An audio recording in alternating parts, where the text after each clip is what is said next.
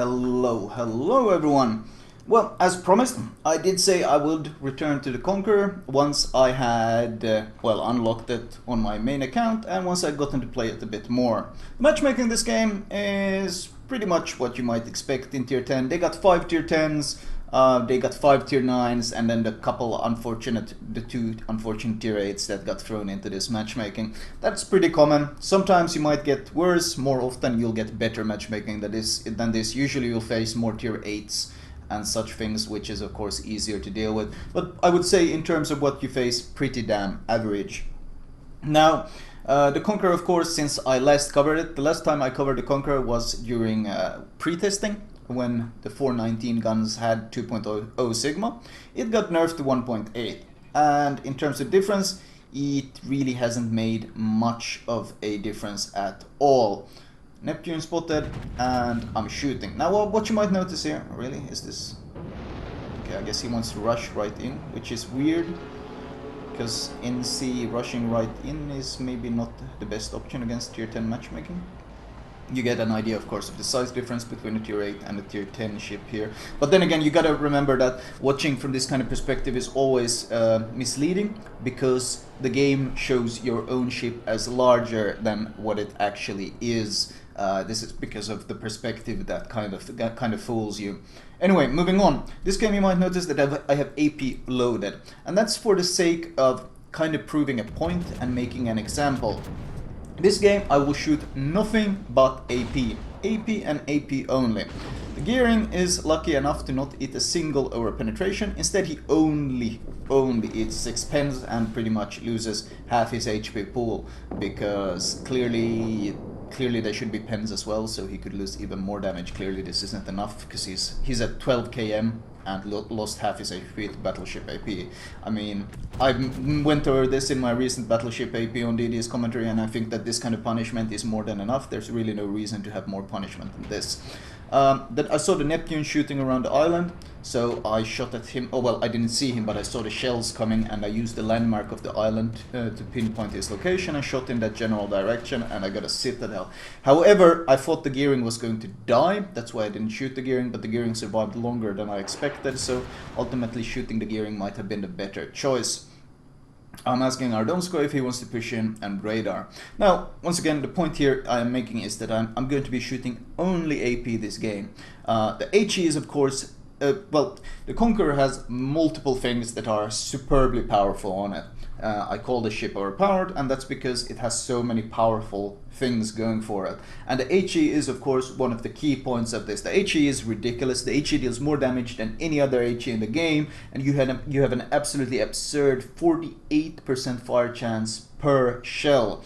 So this game, for the sake of this example, I'm going to be not using what is considered the single most overpowered aspect of this ship. The single most overpowered aspect of the Royal Navy is considered to be this ridiculous HE. That's what's garnered the most discussion, and that's what people have been talking about. And just to prove a point, I'm not going to be using it at all. I'm going to avoid using the single most overpowered aspect, just to show how ridiculous this ship is, even when I don't touch that part of the ship.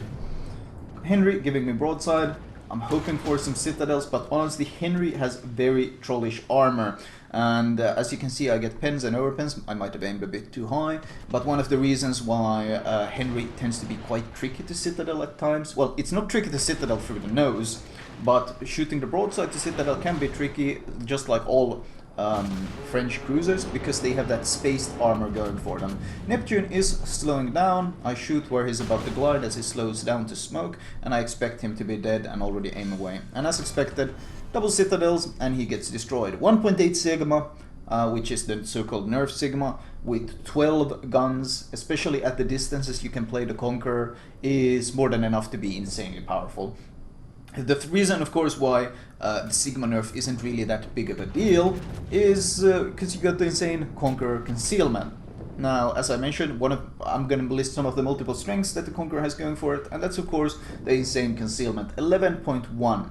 I'm in a smoke right now. I'm using the Minotaur smoke. The Minotaur smoked himself up, and I just glided into it. The only reason I'm using it is because I want to be able to shoot at them undetected, but even if I wasn't in the smoke, they wouldn't see me.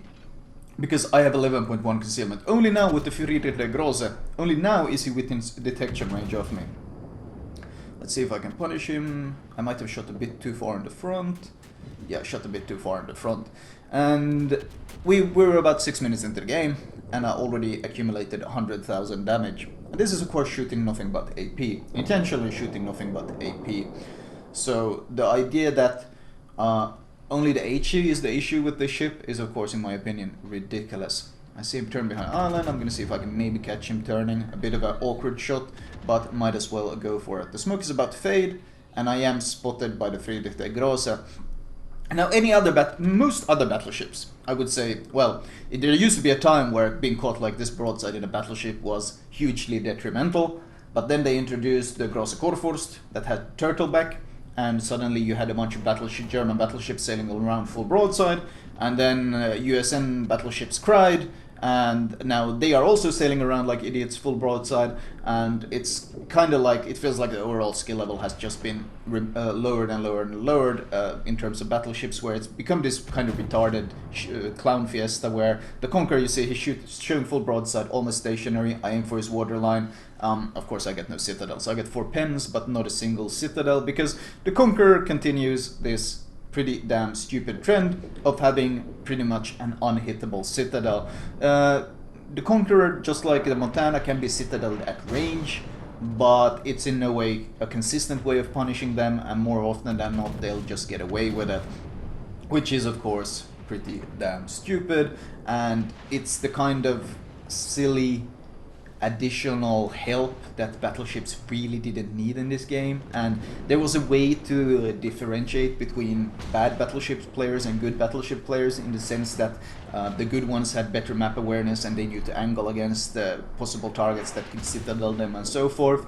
But these days it's kind of like every single battleship except the Yamato can just be completely brain dead in their positioning and broadside giving, and they suffer no real punishment besides slightly more penetration damage, which is of course something I dislike, because, well, it just makes the gameplay for these battleships more brain dead to play. Now you see I'm eating a lot of pen here, a lot of damage coming in from this Neptune. I wait until I get undetected, and then I pop my heal. And now we move on, of course, to the other aspect of this amazingly powerful ship, and that's the super heal. I'm easily able to heal up pretty much half my health pool there. I blind shoot the Neptune based on where his shells were coming from, and I citadel him. I think it's the same dude I citadeled earlier when I switched target away from the gearing. Turning my ship around, I kind of want to get undetected, and I do. You see where I am? Look at the minimap. I'm surrounded by red dots. There's red dots all around me. I'm in the middle of enemy territory. I'm insanely aggressive. I'm right in the middle of them, and I'm undetected. And this is, of course, another aspect of the Conqueror that is so insanely powerful, and that's the concealment. 11.1 kilometers of concealment on a battleship. That's better than half the tier 10 cruisers in the game. You outspot the Henry IV, you outspot the Moskva, you outspot the Hindenburg, you pretty much match the concealment of the Des Moines. Des Moines has 10.9, and Des Moines is of course infamously squishy. I say Jesus NC because I have no idea what this NC is doing in the middle here. He doesn't have my concealment, and he doesn't have my tankiness. He's extremely squishy. Him sailing around here in the middle is just gonna get himself killed. Unfortunately, it also had the side effect of kind of blocking me while he was getting himself killed. Well, at least I can use his corpse as a torpedo shield here. I intentionally sail behind him, slow down, and use his sinking corpse as my torpedo belt. Now, this concealment is of course amazing, and here we see something kind of a great example of this new battleship style in this game. Turpin's giving me broadside, I'm giving him a fair amount of broadside. Neither side has any fear of eating any citadels here. We just do pen damage to each other. That's That's kind of like the state of the game. Sadly, I don't get the kill. I was hoping I would get the kill, but I still do a respective 15k damage to him. The game is actually pretty close. It's 6 versus 6 at this point. Both sides have a DD, both sides have a battleship, and there's 4 cruisers alive, which is a bit surprising considering its mountain range, but I think it's mostly because the cruisers have been playing it fairly safe, for a good reason, because, well, sailing in the open in this map is kind of suicidal. Des Moines pushes in. Let's see if I can maybe punish him. I do get 1 citadel, sadly no more than that, because he's not playing, he's giving far too much broadside. You can't give this much broadside. A lot of HE spam coming in. Now, fires are not really that much of a weakness for the Conqueror either, because of course my recommended build on this ship is fire prevention. So even if they do start a fire, more than likely they will only start 1. Okay, he does something really unexpected here, he stops. I thought he would keep pushing, and once again, look at the green bar on my health bar, how much I'm healing. There's a smoked up Montana there, that's why I'm disengaging in general, and at this point, if I wanted to, I could get undetected here again, most likely, unless the DD is close enough. Well, he's finally accelerating, which is what I thought he would do earlier, and he does die. I could have punished him a lot better if I'd known he would stop, but honestly it never entered my mind that the Des Moines would stop full broadside to me. Just insane play to be, just completely insane play to me. Montana is spotted. He has a pretty huge health advantage. You see he has 61k health, I have 42k. But of course I still have 2 heals left, so in reality I probably have more effective health than he has. Again, advantage Conqueror. A lot of broadside, 3 pens, but I do get 2 0 damage pens, which is a bit unfortunate. Might have hit his torpedo belt, or he might have had some saturated part. Baltimore tries to push in, but of course Baltimore doesn't have the tankiness to do that. Oh, and Neptune is spotted full broadside. Gonna shoot my front guns at him and back guns at the Baltimore. So what exactly are the weaknesses of the Royal Navy, or of the Conqueror? Well, that's the thing. The weaknesses are exactly pretty much the same that everyone else has. You're fairly weak to carriers.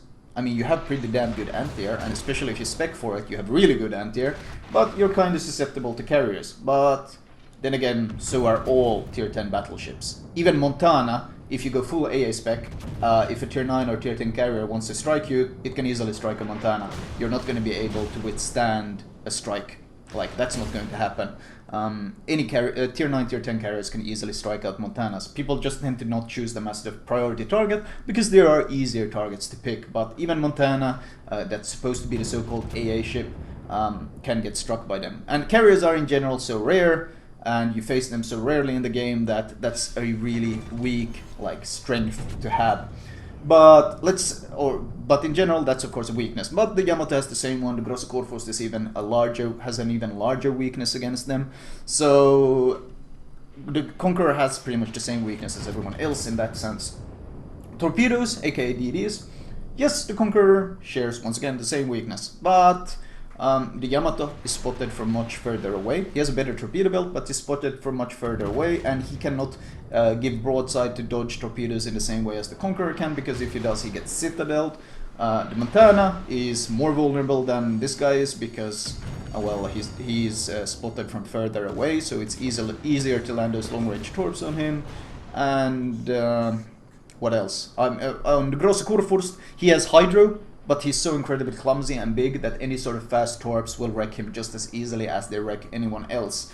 So the idea that this Conqueror is supposed to have some weaknesses compared to everyone else is not really true, because it doesn't have... the weaknesses the Conqueror has is the same weaknesses all the other tier 10 battleships share. But the strengths it has beats them all. It just beats them all. Oh, is he really going so slow? I thought he was going to turn. I am going to hit this water... No, I am too high. That wasn't a waterline hit. Now I am down to 18k. He's got 38k still, but I've been fighting a bunch of other guys here. So, and there's a rune coming around.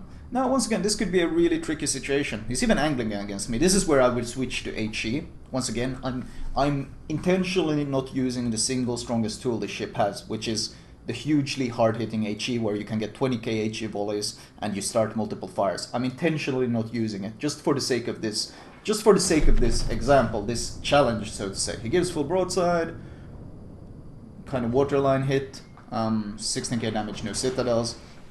Of course, this is the battleship gameplay that we can expect to see. You get away with giving full broadside to other battleships, and there's very little punishment. Now, not that I'm intentionally baiting them. I'm not using my heal even though I could. 8 km away, pretty much a flat broadside. Will I get any citadels? Of course not. But I do deal 20k damage to him. It's not like the AP is weak either. Now I want the Conqueror, I want the Rune to think he can kill me, so I can bait, because of how strong this heal is, how quick it acts, and how much it heals, I can easily bait targets in. So, look, he's turning to shoot his guns because he thinks he can kill me, and that's exactly what I want. I'm baiting him into turning, and to be able to get a really good volley off. And I do deal 30k instant damage to the Rune, and meanwhile I myself pop my heal, because I was down to what, 8k, and I in turn heal 30k myself. So dealt 30k to the poor cruiser and healed 30k myself. And that really is the ridiculous strength. I give a ton of broadside to him, but he only gets a few pens because underwater citadel. At this range, it's almost impossible to citadel or Conqueror. You can do it, especially if you got extremely plunging shells like North Carolina, but it's very, very difficult to do it. I'm on fire now, but that's not really a big deal. One of my turrets has gotten damaged. That's of course a weakness. The flat turret faces at close range. If you target them, you can destroy them, and he manages to destroy one. But in return, I hit him for 13,000 damage, and I finish him off and secure the kill. So, game ends. Over 700k credits, over 13,000 XP, 8.5k free XP, 304,000 damage. Kraken, of course I got Dreadnought without any issues, Devastating Strike, Confederate, High Caliber, 6 Citadels. I mean, this is what let's move on to base XP. I mean, how was it a lot of kill stealing, or did I have a big team impact? 3.6k base XP, 3.6k. The closest behind me is a Des Moines with 1.9k. So this was a complete and utter hard carry of a game. And I intentionally limited myself to not using what is considered the absolutely most overpowered aspect of the Conqueror, which is the incredibly devastating HE. This is intentionally limiting myself, and a completely devastating hard carry. This ship is so absolutely retard proof, so absolutely brain dead designed, that even when limiting yourself like I did, you can still hard carry so hard. Of course, the average player is going to sail around full broadside. He won't be punished because of the underwater citadel. He'll get undetected between volleys simply because of the great concealment. And he'll just be shooting HE at everything, and he'll still deal 200k damage. And that's kind of what we're seeing on the damage boards right now, with everyone topping the scoreboard. Like Conquerors have surpassed the Hakuryu in average damage. In case I looked at both the overall all-time damage done and the last 2 weeks damage done comparisons on EU and NA, and the Conqueror has surpassed, well, it beats all the other tier 10 battleships easily, but it has surpassed the tier 10 carriers that have always dominated the damage done scores. So the Conqueror has by now, by far, the highest damage done of all ships in the entire game. It also has the best survivability, and the highest best survivability of non-carriers, and also the highest experience earned. This includes all premiums in the game, so the Conqueror is beating every single premium in the game in terms of stats as well. So to say this ship is pretty fucking overpowered is putting it pretty fucking lightly. But moving on to detailed report, 48k spotting done. And this is of course because you have better concealment than half the tier 10 cruisers in the game. So of course you're going to get a lot of spotting damage done. You are helping your team spot for them as well because of this. Damage received, 159,000 damage. I was never really in any risk of dying. The only times I came even close to dying was when I intentionally baited the enemy by not healing in time. Potential damage, 3.3 million. That's how much tanking I did for them. Damage done, well, 128 hits, only AP, since I intentionally limited myself to not using HE. 128 and 304,000 damage. Of course, that gives you a pretty good idea of just how strong the AP is as well here. And finally, detailed report. And well, I wasn't really using too much of a thing. I got my victory salute bonus and daily win bonus. Otherwise I could have gotten a lot more XP if I'd ran some additional flags on top, and a nice 42k captain XP. So I wonder if the people, like, when I criticized this ship when I was testing it and said it was overpowered, I got a bunch of Tiabus who were complaining, oh, Flamu, you're a weeaboo, you're just hating on the Royal Navy when you're criticizing this ship. No, I dislike ships that completely shit on any skill required and then completely shit on any sort of balance in the game. And the Conqueror is exactly that. It's an utterly brain-dead ship that completely messes with all tier 10 balance in the game right now. And that is a horrible thing. I think it's an absolutely horrible thing. Anyway, moving on to my recommended build for this ship. Alright, as promised, my recommended full build for the Conqueror, which I've been using for about 20 to 30 games about. I've been playing it on the live. Of course, I played it a bunch on the test while testing the ship as well. Starting off from the modules, well, there's no reason to use the 457 guns, because even with the Sigma nerf on the 419s, they are still far superior to them, so there's literally no point to use them, because, well, having 50% more guns is a lot more useful. There's only 2 consumables, so you should be running both of these premium, well, honestly, especially both.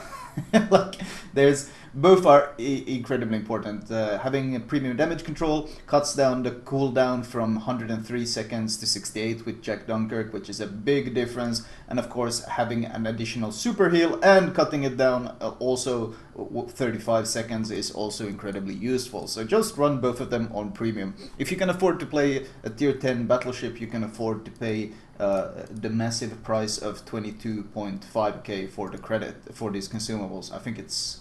Wait, do I have some in reserve? I might have some in reserve, and that's why. Still though, well worth the money. You'll make it back having a much better game anyway. Main armaments mod 1, because the flat turret faces means that your turrets can get knocked out quite easily, as you probably saw in that game as well, so you want to improve their survivability. Better main gun accuracy. Now you can improve your AA, but considering carriers are a bit of an endangered species in this game, there's really not much of a point in doing it, and I prefer the better accuracy. Faster reload, because better DPM both for AP and especially for the HE, since when someone damage cons, you want to be able to set a new fire quicker, and well, it just benefits the ship overall greatly. Damage control 1 and 2, you want that improved tankiness, because well, you want to be able to survive those few extra seconds to get the super heal off, and then you're plenty fine. And concealment, so you get that absolutely absurd 11.1 km concealment. Captain perks wise, I'm still running my Jack Dunkirk. He's absolutely my Conqueror captain, and I'm still running the same build that I recommended back then. First priority is priority target. I think it's absolutely amazing on pretty much all ships these days. Well, the exception being maybe carriers, but in general I think it's pretty amazing. And certain DDs I don't really use it on, but on ships like on battleships I use it so much just to see if DDs are torping me.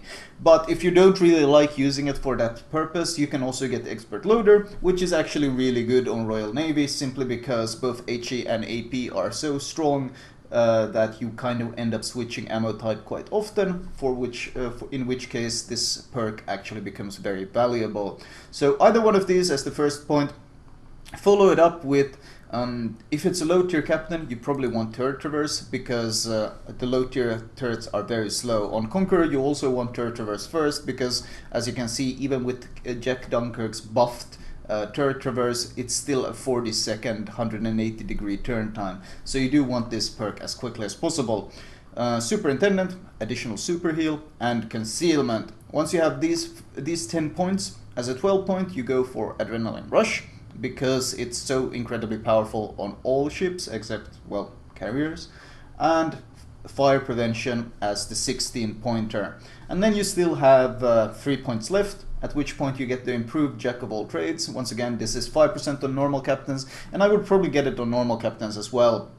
but it's on normal captains, it might not be as valuable. So if you don't have Jack Dunkirk, there is the option of, instead of getting, let's say, Expert Loader and Jack of all trades, or instead of getting Priority Target and Jack of all trades, you could just get Basics of Survivability or Vigilance. Both of these perks are pretty damn good on battleships as well. So if you don't have Jack Dunkirk, getting either of these. If you have issues dodging torps, get Vigilance. If you find yourself struggling with burning down, get Basics of Survivability. But if you have Jack Dunkirk, I do recommend getting the improved Jack of all trades, since a faster cooldown on that super heal is so very valuable, and the faster cooldown on the repair is also so very valuable, because once you repair your fires increase your detectability, and being able to repair the fires, of course, means that you get better stealth. As you can see, detectability when the ship is on fire is 13.1. Amusingly, 13.1 is still less than what the other tier 10 battleships have, even with full stealth build. But if you want to disengage and you really want to disappear into stealth, being able to repair those fires when you need to is very useful, and that's one of the reasons why I prefer Jack of all trades. And finally, of course, flags. Well, it's pretty straightforward when it comes to flags. There is one flag that is the absolute king for Royal Navy battleships, and that's of course the improved heal. 20% is massive when your heal already heals an absolute shit ton, so obviously any sort of percentage based increase is going to be insane. Second importance is probably, honestly, if November Foxtrot. Faster cooldown, once again, further improves the already quick reload on the heal and the repair, and reduction in fire duration. These are great on all battleships, but once again, exceptionally good on the Royal Navy. I do have the improved AA, but it kind of feels like a waste because you pretty much never face carriers, but might as well use it. Other flags I might run speed flag, but I kind of save it for my other ships. But if you're, let's say, only a battleship player, then there's no reason not to run it. Once again, secondaries, I save it for my more secondary focused battleships, because let's face it, the Conqueror doesn't really have much in terms of secondaries. But once again, if this is the only ship you really play, no reason not to run the secondary flag as well. Detonation flag, saving it for DDs. Ram flag, I don't really want to waste them on this. So it's kind of depends on how many other ships you play, but the priority is honestly just these three, and then I run XP flags on top. Anyway, that was my Conqueror commentary, and featuring a bit of a special game where I only shoot AP, kind of for the shits and giggles, and kind of to show that this ship has no real weaknesses, especially not compared to the other battleships. It only really has strengths. Anyway, that was all for me. I hope you guys enjoyed it.